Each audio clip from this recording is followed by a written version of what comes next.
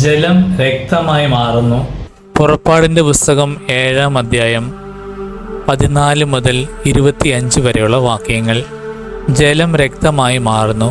കർത്താവ് മോശയോട് പറഞ്ഞു, ഫറവോ കഠിനഹൃദയനായി തീർന്നിരിക്കുന്നു, അവൻ ജനത്തെ വിട്ടയക്കാൻ വിസമ്മതിക്കുന്നു. രാവിലെ നീ ഫറവോയുടെ അടുത്തേക്ക് പോവുക. അവൻ നദിയിലേക്ക് ഇറങ്ങി വരുമ്പോൾ നീ നദീതീരത്ത് അവനെ കാത്തു നിൽക്കണമോ. സർപ്പമായി മാറിയ വടിയും കയ്യിലെടുത്തുകൊള്ളുക. നീ അവനോട് പറയണം, ഹെബ്രായരുടെ ദൈവമായ കർത്താവ് എന്നെ നിന്റെ അടുത്തേക്ക് അയച്ചത് മരുഭൂമിയിൽ എന്നെ ആരാധിക്കാൻ എൻ്റെ ജനത്തെ അയക്കുക എന്ന് ആവശ്യപ്പെടാനാണ്. എന്നാൽ നീ ഇതുവരെ അത് അനുസരിച്ചില്ല. കർത്താവ് പറയുന്നു, ഞാനാണ് കർത്താവെന്ന് ഇതിനാൽ നീ മനസ്സിലാക്കും. ഇതാ എൻ്റെ കയ്യിലുള്ള വടി കൊണ്ട് ഞാൻ നൈലിലെ ജനത്തിന്മേൽ അടിക്കും.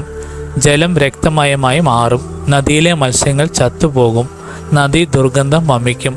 നദിയിൽ നിന്നും വെള്ളം കുടിക്കാൻ ഈജിപ്തുകാർക്ക് കഴിയാതെ വരും. കർത്താവ് മോശയോട് ആജ്ഞാപിച്ചു, അഹറോനോട് പറയുക, നീ വടി കയ്യിലെടുത്ത് നിന്റെ കൈ ഈജിപ്തിലെ ജലത്തിന്മേൽ അവിടുത്തെ നദികളുടെയും അരുവികളുടെയും കയങ്ങളുടെയും കുളങ്ങളുടെ മേൽ നീട്ടുക. ജലം രക്തമായി മാറും. ഈജിപ്തിലെങ്ങും മരപാത്രങ്ങളിലും കൽപാത്രങ്ങളിൽ പോലും രക്തം കാണപ്പെടും. കർത്താവ് കൽപ്പിച്ചതുപോലെ മോശയും അഹ്റോനും പ്രവർത്തിച്ചു. ഫറവോയുടെയും അവൻ്റെ സേവകന്മാരുടെയും മുൻപിൽ വെച്ച് അവൻ വടി ഉയർത്തി നദീജലത്തിന്മേൽ അടിച്ചു.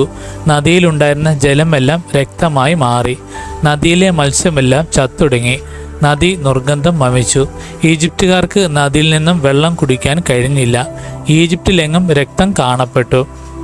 ഈജിപ്തിലെ മന്ത്രവാദികളും തങ്ങളുടെ മാന്ത്രികവിദ്യയാൽ അപ്രകാരം ചെയ്തു. കർത്താവ് പറഞ്ഞതുപോലെ ഫറവോ കൂടുതൽ കഠിനഹൃദയനായി. അവൻ അവരുടെ വാക്ക് കേട്ടുമില്ല. ഫറവോ തൻ്റെ കൊട്ടാരത്തിലേക്ക് മടങ്ങിപ്പോയി. ഇക്കാര്യം അവൻ ഗൗനിച്ചില്ല. നദീജലം കുടിക്കുക അസാധ്യമായി തീർന്നപ്പോൾ ഈജിപ്തുകാർ കുടിക്കാൻ വെള്ളത്തിന് വേണ്ടി നദീതീരത്ത് കുഴികളുണ്ടാക്കി. കർത്താവ് നദിയെ പ്രഹരിച്ചിട്ട് 7 ദിവസം കഴിഞ്ഞു.